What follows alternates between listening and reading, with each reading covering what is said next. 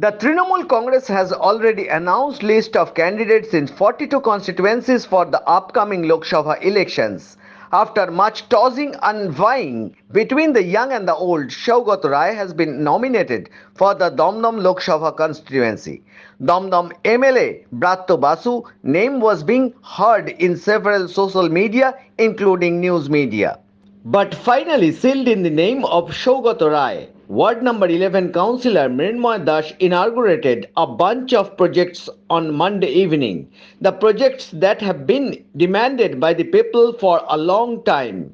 This include the beautification of the underpass, the tall pillar where the national flag is installed, and also the place where Shraddha is performed after death.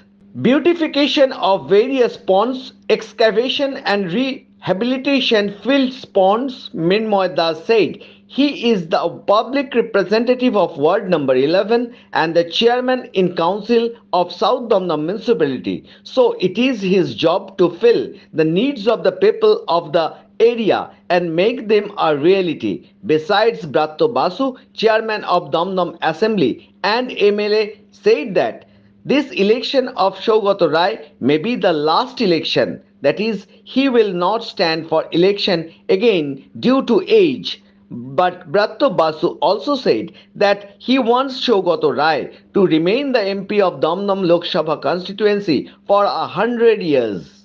Questioning Shaugat Rai about Boranagar MLA Taposh Rai, he told that there will be no effect of Taposh Rai as well as Madan Mitra of Kamarhati. But general people says that this year election will be held in different manner. আমার মন্ত্রী অধ্যাপক ব্রাত্য বসু অত্যন্ত ব্যস্ত মানুষ এবং গুণী মানুষ। আমি চিন্তা করেছিলাম বিভিন্ন কাজগুলো একসাথে করে ওনার মতো ব্যস্ত মানুষকে একটা বা দুটো প্রকল্পের জন্য নিয়ে এসে ওনাকে বিব্রত করার কোনো দরকার নেই। আমি সব কাজগুলোকে গুছিয়ে নিয়ে উনি যে আজকে আমাকে সময় দিয়েছে এর জন্যই আমি ধন্য। আমাদের অধ্যাপক ব্রাত্য বসু হচ্ছে উন্নয়নের প্রতীক, দমদমের নবরূপকার। আর আমাদের বেদিয়াপাড়া তো ঋণী অধ্যাপক সৌগত রায়ের কাছে আগেই বলে দিয়েছি, আমাদের এই আন্ডারপাস গোটা দমদম জুড়ে যে পানীয় জল তার জন্য সৌগত রায়ের অবদান কেউ অস্বীকার করতে পারবে না।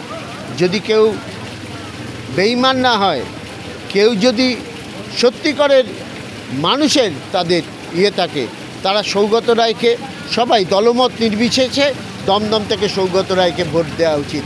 কারণ দমদম মানেই ব্রাত্য বসু, দমদম মানেই সৌগত রায়, এর কোনো বিকল্প নেই। দমদম মানে উন্নয়ন। আজকে 16টা প্রকল্পের উন্নয়ন করলাম, কলোনিতে কলোনিতে ICDS স্কুলগুলো করে দিলাম, যেগুলো করে দিতে পেরেছি কোথায়। এই চিন্তাভাবনাটা নিয়েছেন আমাদের অভিভাবক অধ্যাপক ব্রাত্য বসু। তার ক্রিয়াকলাপ থেকেই আমরা অনুপ্রেরণা পাই। তিনি কি যে কাজ করেন, তিনি যেভাবে আমাদের চলতে উদ্দীপনা দেন। আর আছেন আমার দমদমের, আমরা যার কথা শুনে আমরা রাজনীতি করি, সেই আমার অভিভাবক দেবাশিস বন্দ্যোপাধ্যায়।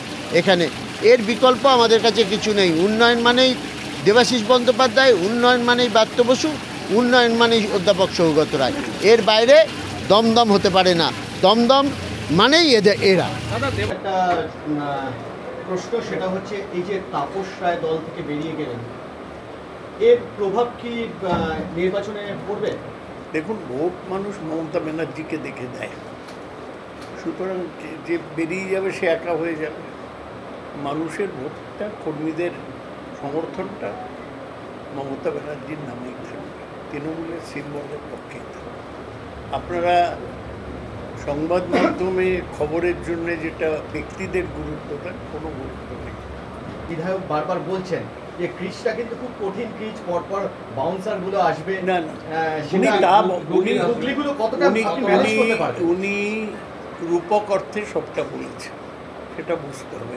প্লেন নিউজ তো হয় না, রূপক অর্থে যেটা বলে সেটা বুঝতে হয়। উনি বলেছেন যে বিরোধীরা অনেক ইস্যু ছাড়ছে, যেমন সন্দেশখালী নামে একটা গুগলি ছেড়েছে, সেটা প্রার্থী হিসেবে আমার মোকাবিলা সবাই মোকাবিলা করবো। একদিকে মার্শাল আসছে, একবার হোল্ডিং আসছে, বলছে সমস্ত গুগলিগুলো তো সামলাতে হবে। মার্শাল হোল্ডিং ফাস্ট বল। ফাস্ট বল করে। Fast bowler. আপনি বোধহয় হুগলি জানেন তো শেনওয়ার্ড, তো মুরলীধরন আছে, শেনওয়ার্ড, শেনওয়ার্ন আছে, মুরলীধরন আছে। মুরলীধর সেনওয়ার। বিশন সিং বেদি। দাদা এবার কি নকআউট খেলা হবে? না না, এসব ক্রিকেটের ব্যাপারে ব্রাত্য জ্ঞান অনেক বেশি। আমি ক্রিকেটের একজন মুগ্ধ দর্শক মাত্র। ব্রাত্যর যে বিশেষজ্ঞ জ্ঞান সেটা আমার নেই। আমিও দাদা একেবারে নির্বাচন প্রায় ঘোষণার মুখে এই মুহূর্তে দাঁড়িয়ে সিটিজেনশিপ অ্যামেন্ডমেন্ট অ্যাক্ট চালু করলো কেন্দ্রীয় সরকার। এটা কি নির্বাচন? এটাও আপনারা না বুঝে বলছেন। সিটিজেনশিপ অ্যামেন্ডমেন্ট অ্যাক্ট পাস হয়েছে 2019-এর ডিসেম্বরে।